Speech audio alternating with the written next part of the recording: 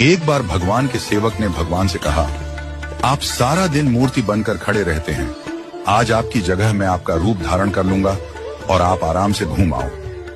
भगवान ने भी सेवक की बात मान ली, लेकिन भगवान ने शर्त रखी कि जो भी प्रार्थना करने आए उन्हें केवल सुनना और कुछ नहीं कहना। सेवक ने शर्त स्वीकार कर ली और योजना के अनुसार सेवक भगवान की जगह मूर्ति बनकर खड़ा हो गया।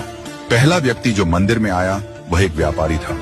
उसने भगवान से कहा, भगवान, मैंने नया कारखाना खोला है, कृपया उसे सफल बनाइए।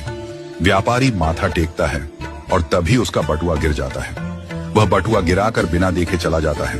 सेवक बेचैन हो जाता है और सोचता है कि व्यापारी को बता दे कि उसका बटुआ गिर गया है, लेकिन भगवान की शर्तों के अनुसार वह कुछ नहीं कहता। कुछ समय बाद एक गरीब आदमी आता है और भगवान से कहता है, भगवान, घर में खाने के लिए कुछ नहीं है, कृपया हमारी मदद करें। भगवान के सामने बटुआ पड़ा होता है।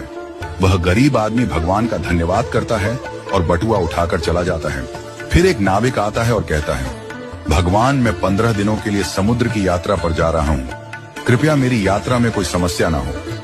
ठीक उसी समय व्यापारी पुलिस के साथ आता है और कहता है, यह नाविक मेरा बटुआ चुराकर भागा है।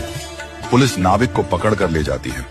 इस बीच सेवक बोल पड़ता है, बटुआ गरीब आदमी ने चुराया है।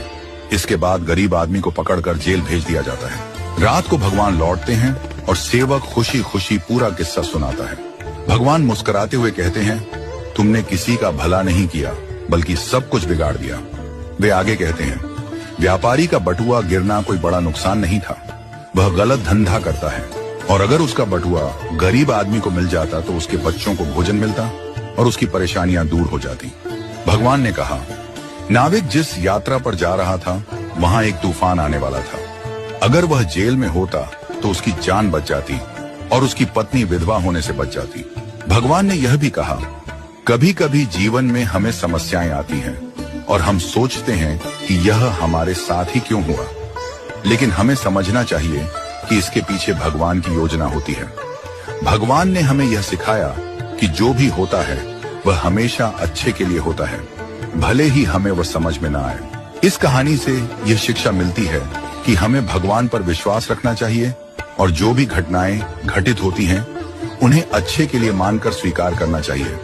भगवान की योजना हमेशा हमारे भले के लिए होती है और कभी कभी हमें उस योजना को समझने में वक्त लगता है।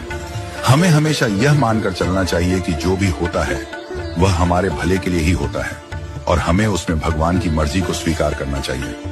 हमें कभी भी किसी स्थिति में निराश या हताश नहीं होना चाहिए।